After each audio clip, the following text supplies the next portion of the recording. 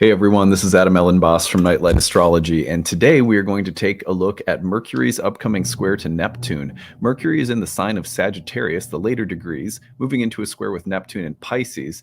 This square is going to come toward the very end of the weekend, but if we waited till Monday, it would already be past because it's happening early Monday morning.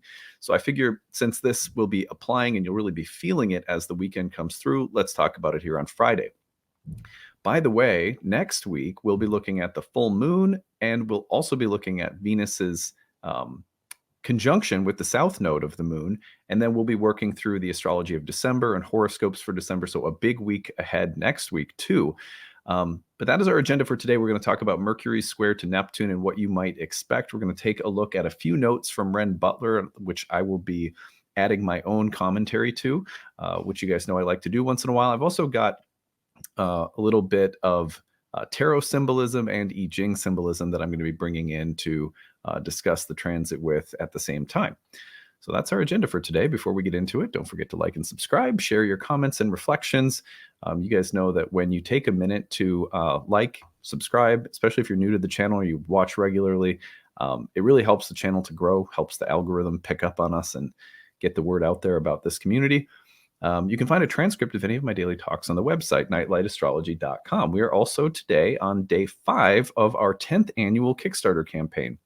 So for the last 40 days of every year, I go into preparation mode for the entire year ahead. I do all of my planning and start to write out my game plan for what I'm going to be covering on the channel in the year ahead, kind of a period of prayer and reflection for me too. What have I learned in the past year? What do I want to do a little bit differently, or what kinds of series do I want to create in the year ahead? And during this time, I ask that people in the audience who enjoy this free content year round consider pitching in and supporting the channel. When you do so, you can hop over to the Kickstarter page by looking at the link. You can see the link here, but the link is in the comment section and the description of this video. So if you go, you'll find it pinned at the top or in the description. You can hop on over. This is just a preview page that I have up right now. At the time of this recording, we are about 5 days in. And so our goal this year is 1,777 backers by New Year's. So we go all the way until New Year's Eve. That's the final day.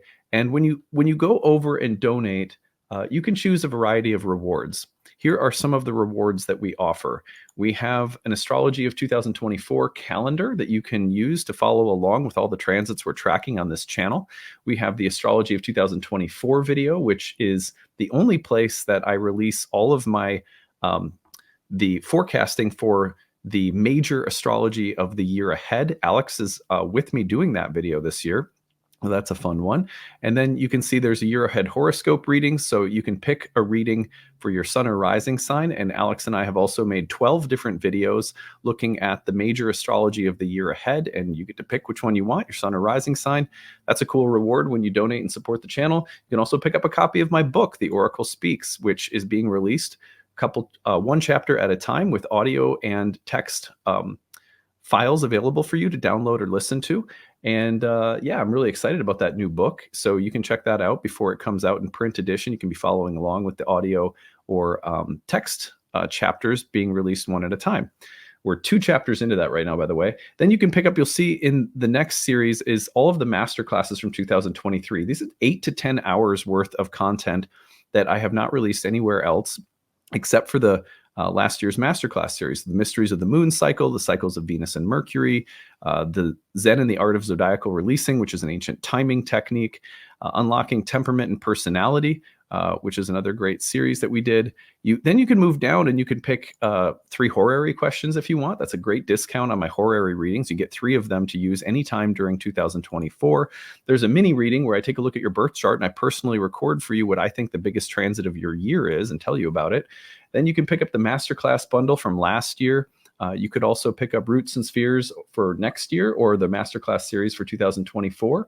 That's our monthly moon circle where we pair planets with plants and we work with them each month and have a discussion circle. And then at the bottom is the best deal that we offer, which are our class bundles. So you can pick up our online courses, any of our training programs, year 1, year 2, year 3, or Introduction to Horary. Those are all of our most immersive and advanced training programs that we offer through the Nightlight School. And you can pick those up and save when you bundle them, significant amount of money when you bundle them and save. And the 10th anniversary 4-class special is the best. You could pick up that 4-class special and take all 4 of our years, or if you wanted to, you could take a couple of them and then gift one to someone else or gift a couple to someone else. So we those are transferable. Those class bundles, we allow you to, you may want to take a couple and gift a friend or something. So the 4-class pass is going to take the savings for per class up to almost 75% off. So it's a really great deal, great way to save. We really appreciate everyone who's pitched in so far. I just want to say a big thank you for supporting the channel. It's the end of the week here, so we're looking at, and we've had a nice start to the week. When you support the Kickstarter, don't forget that what you're supporting, in addition to all the free content we produce year-round, is you're supporting the need-based tuition model and flexible pricing that we use. When the Kickstarter goes off, as it has for 10 years now, and it does well, that means that so many of the students who come to study astrology get to do so at the price point that works for them. That flexible model is built into the way we think about everything that we do at Nightlight, and it's all enabled because the audience pitches in and supports the content on this channel, which then takes away our bottom line as a business, and we just get to say, hey, if you need a little help to make it happen, you can kind of name your price, and we have that flexible pricing because of you guys helping. Number 2 is my staff. We have a staff of people that make sure that this all goes out on time every day, and that the 3 to 4 hour process that I need to take to make this content every day, which includes meditation, prayer, reading, prep, writing my talk, and then producing it to make sure it's spiritually substantive. There's a group of people in place that help me so that everything else gets done, and that there's a support process in place for the distribution of these talks. So you're supporting my staff and their livelihood as well, and then myself and my family. Obviously, this is a big part of how I earn my living. So if you enjoy the content, please consider contributing and help us reach our goal of 1,777 backers by the new year. Okay, well, on that note, let's get into our talk for today. We are going to be looking at Mercury's square to Neptune. I want to mention a couple of contextual factors that make this a little, it's not just Mercury square to Neptune, although that's going to be our focus for today. But because it's interesting that the I Ching and Tarot that I brought in seem to kind of combine Mercury square to Neptune with a few other things that are going on in the sky. So here is Mercury square to Neptune, which you can see as of Saturday, the 25th, is about 2 degrees off. If we back it up to here on Friday, the 24th, it's about 4 degrees off, 3 degrees maybe. And then it gets into the exact square Sunday into Monday. So you see by Monday morning at 8:20 a.m. Central Time, it is already passed. So that's why we're taking a look at it for the weekend, because it's a transit that is perfecting. And as that application process happens, most people will be feeling it here over the next couple of days. By the time we get to Monday, it's sort of might be too late to really get the most out of a talk like this. So that's why we're looking at it today. But there's something else in the sky that's going on that's equally important, and that is Venus with the south node of the moon. So Venus is coming through conjunction with the south node of the moon. I use the mean node, but it's coming through that conjunction, and that's happening on Tuesday. So between Monday and Tuesday, we're going to look at that to start the week, along with the full moon in Gemini next Monday. And then we've got horoscopes for December and the monthly overview for December and stuff like that. So there's a lot to be looking at next week in particular. Okay, so let's we'll stop screen sharing here. Now, what I want to do is, first and foremost, I just want to I'm going to read you. I was looking this morning at Mercury-Neptune entry in Ren Butler's text, and I want to read some of what he says and then riff off from it today. And then we're going to look at a single tarot card pull that I did for the Mercury-Neptune square, and then an I Ching reading. So, by the way, if you don't know, I refer to this book quite a bit. It is one of my favorite loved textbooks. In fact, you can see the bridge is sort of falling apart because I use it so much. Mercury-Neptune pairing in the Ren Butler book, The Archetypal Universe, Astrological Patterns in Human Culture, Thought, Emotion, and Dreams. It's a wonderful archetypal cookbook, not like a generic kind of cookbook. Anyway, Mercury-Neptune, here's what he says. An open and peaceful mind. gifts of intuition and insight, flowing imagery and inspiration, an ability to perceive patterns and connections, a search for higher meaning, also a tendency toward errors and misunderstandings, confusion and wishful thinking, issues around honesty and clarity. So easily one of my favorite transits when it comes to like looking at or discerning subtle patterns that I might not notice normally. So one of the interesting things that I think defines the astrological lifestyle is you're aware of patterns in the sky. And those patterns in the sky, of course, are multivalent and multidimensional. So there's so many different ways they can express themselves. But you may notice that once in a while, it feels like you're just flooded with the ability to perceive them in life, in your interactions, in your own thoughts, in what you're watching on with the movie you're watching, or the interactions you're having with your kids or your spouse or a loved one or a friend or a coworker. And all of a sudden, their story becomes a reflection of what's going on in the sky. And if you track astrology, you know that one of the weirdest things is that it's really hard to say how or why you're suddenly able to do that, and other times it's quieter. Have you ever noticed that? You'll notice the patterns really brightly and vividly, and then there'll be periods, stretches of time where you just don't notice them. That may have something to do with our practice and how busy we are. There's a lot of factors that might contribute to that.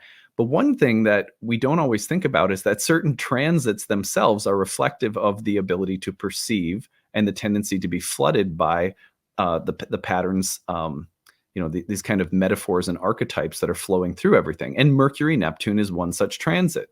One of my favorite things about Mercury-Neptune is that when it comes around, like as a Hellenistic astrologer, I might be staring at a dignity scheme and looking for patterns and trying to understand the patterns of the Thema Mundi, or the Egyptian terms, or like the domicile and exaltation scheme or something. And I'm just looking at it, and which is by the way, it's very hermetic. The whole ancient language of astrology is like a coded mandala that if you sit with in reflection and meditation will open up secrets to you. It's absolutely amazing. And that's why I got hooked on it. But because it's so rewarding when you sit and contemplate and meditate and watch and look for patterns in the language itself. Then all of a sudden, these little sort of like the secrets of the language just suddenly pop. Like I've compared it often, and this isn't my original idea, but I heard it compared to this once, and I think about it all the time now. It's like one of those things that you used to go to in the mall and you'd look and it'd just be a bunch of dots. But if you sort of stared at it in the right way, a giraffe would pop out. That's Mercury-Neptune as well. And I notice that my ability to perceive those patterns as a student of astrology is heightened during Mercury-Neptune transits. In fact, I've noted that like many, many times over the past 5 or 6 years, that when Mercury-Neptune comes around and it squares or oppositions, as it always does, then suddenly you have these moments of, I don't know, it's just like things are clearer. And this is one of the things that I love that Ren Butler says. He says, a search for higher meaning, an ability to perceive patterns and connections, flowing imagery and inspiration. I find that Mercury-Neptune transits, for those people who have any experience with psychedelics or altered states, even meditation, and you know that those states open you up just a little bit more, or a lot more in some cases, and you're able to see and understand connections that are there right in front of you, but that they just they weren't bright enough to discern. One of the things that I'll never forget is, in the probably first couple of ayahuasca ceremonies that I ever had, I noticed this, and it had never been a thing for me with previous psychedelic experiences, but ayahuasca was potent enough to deliver this, which was that it didn't matter if my eyes were open or my eyes were closed during the ayahuasca experience, I was seeing exactly the same thing. And I know that sounds crazy, but it's true. It's like eyes closed, eyes open, doesn't matter. The center of perception has changed to a different kind of visual component. You're seeing in a different way, man. And it's so cool. I mean, and it can be very overwhelming and actually scary for people too. And it has been for me in those experiences. I mean, those were some of the things over the years that I learned to deal with so that I didn't get freaked out by. Anyway, that's neither here nor there. But Mercury-Neptune is like that, where there's this almost psychic center of perception that is opened during these times. And it doesn't really, it just replaces, or it's like a lens placed over your normal lens, and the lens just won't go away for a while. But if you're like me and you're someone who searches and probes for meanings and patterns, and you love the language of patterns, and you like seeing your life through the language of patterns every day, like astrology helps us to do, then you're going to love this transit. There's so much to love about it. It's also just known for being very fluid. So, for example, I also find that, as someone throughout the years who's loved to fiddle around with my guitar, that when you get Mercury-Neptune connections, there's this way in which it's much easier for me to stop thinking and just play. Not that, again, I'm not a super anything on guitar, but just for me, it's therapeutic to play an instrument. And I notice that the ability to like just drop into a place of flow is much easier. That's the same thing for writers.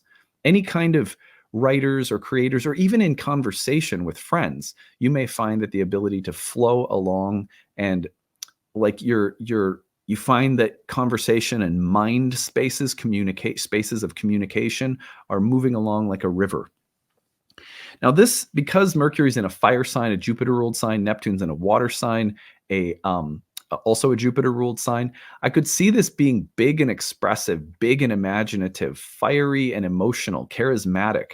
That charismatic speech and passionate ideas and big, fluid, flexible, flowy inspiration. However, as Rand Butler says, a tendency toward errors and misunderstandings, confusion and wishful thinking, issues around honesty and clarity. So it's very easy, especially through, I would say with this one, with so much Jupiter, that exaggeration is it's a potential shadow for this one. Exaggeration, as well as over-promising and under-delivering, overestimating something, thinking something is bigger or better or brighter than it actually is, doesn't mean it's nothing, doesn't mean it doesn't that there isn't something of substance or value to what you're thinking or the big idea that you're getting hooked by, but it may not be as big or as bright or as true or as amazing as you think it is when you're swept up in the emotion and profundity of Mercury square Neptune. There's also the potential to see things that aren't there, to delude yourself, to have like a bout of wishful thinking, or to be someone who is picking up on subtleties, and maybe there's partial truths contained in the subtleties you're picking up on, but you're overestimating how clearly you're able to understand the subtleties that you're picking up on. For example, you might think that you know what someone else is thinking, but it's actually only about 20 or 30% of what they're thinking. It's still remarkable that you can pick up on what someone else is thinking on an intuitive or psychic level, but that doesn't mean that you've got the whole story. A tendency toward errors and misunderstandings can also happen because there's this tendency with Mercury and Neptune in particular for the details and the logic and the groundedness of the mind to be swept up in this kind of otherworldly Neptunian haze. I don't think there's anything wrong with that from time to time. I mean, I think, for example, of the kind of altered state of, being at a concert or dancing, or being in a really exciting, fun conversation with a friend when you're a little hopped up on caffeine. Those are things that I think get a little brighter, a little bit more interesting when Mercury squared to Neptune, but you might want to wait before you start that huge business endeavor with your friend when you guys had 4 shots of espresso and you're super jacked up about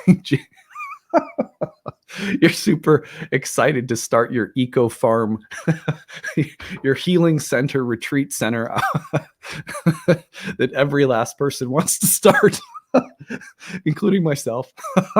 So, I mean, you got to be a little bit careful with where things are going, where you think that they can go. But have fun with it, have fun with the fluid, flowy. It can be a little overwhelming. The mind can get overwhelmed.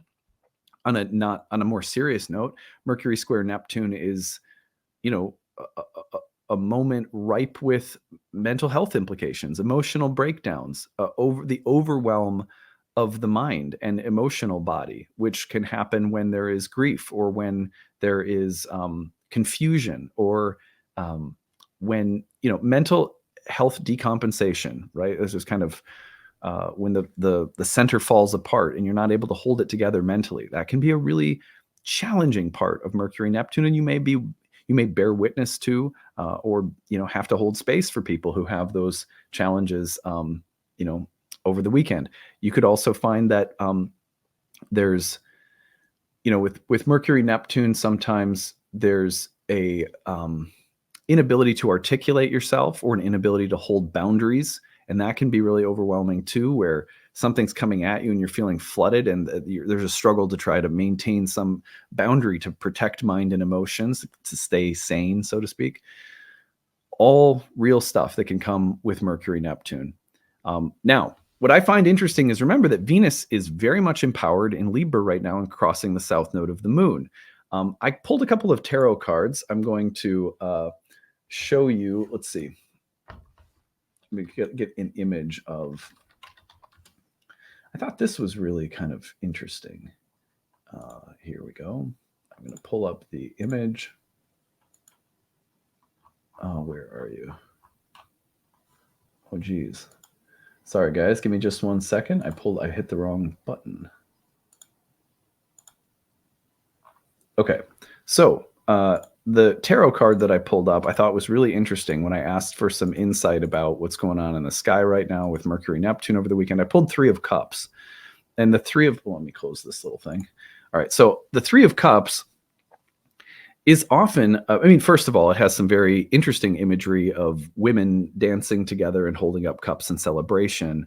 It brought to my mind right away, like, just riffing on the obvious symbolism. Like, it could be a very, again, I said charismatic, emotional, but Mercury Neptune might also be like, a group of friends all drinking a lot together, so like the cup runs over. There's a kind of a feeling of merriment and celebration and partying or something like that. So, there could be kind of a celebratory mood in mind and emotion. Again, you would want to be careful of excessiveness.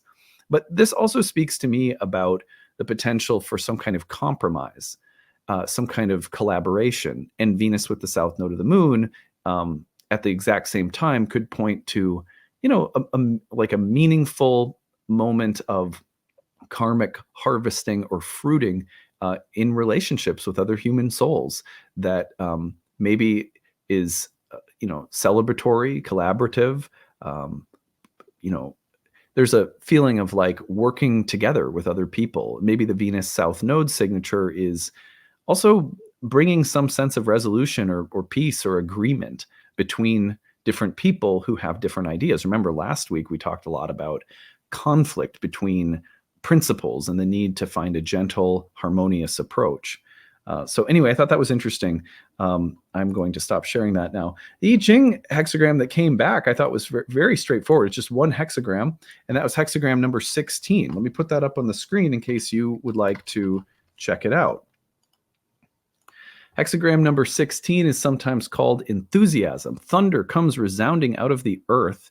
Similar thunder roars up from the masses when the superior person strikes a chord in their heart. Whip up the enthusiasm, rally your forces, move boldly forward. We have thunder over earth in the trigrams of hexagram 16. And it really talks about like mobilizing and finding helpers by generating that help through enthusiasm, charisma. Having something that you're passionate about and excited about generates excitement in other people. And you need that if you're going to have a supportive or collaborative endeavor. So I was like, wow, both the tarot and the I Ching seem to be wanting to include Mercury Neptune along with Venus in the South Node in Libra, suggesting some kind of enthusiastic rallying of collaboration or support with other people, or maybe just merriment and having fun with other people. So I thought those were some interesting little things to add in that you might find useful. Often, those little elements of the way in which I present my material every day is on the prep side of my work and not in the side that I talk about publicly. It's like Often I will do that, what I just did, but I will use that to shape how I'm talking or thinking about the transits in the sky. That is one part of a long prep process that goes into the content that we create every day here on the channel. So if you enjoyed today's video, if you get something of positive spiritual use and value for your life, if at any point during this year you have found these to be useful in looking at timelines, helpful in understanding transits, helping you stay more conscious and grounded and cultivating a healthy understanding of what's going on in your life, then please consider supporting the channel. We need 1,777 backers by New Year's to meet our goal. You can pick up a reward when you donate. You can hop over to the Kickstarter in the comments section of this post or the description of this post, the description of the video. There's a link. Hop over there, pitch in, help us meet our goal, pick up a cool reward when you do. We have tons of things we offer to also say thank you for your support. And we so appreciate everyone who's already pitched in this first week. Hope you guys who were celebrating had a nice Thanksgiving, and we will see you again next week. Take it easy, everyone.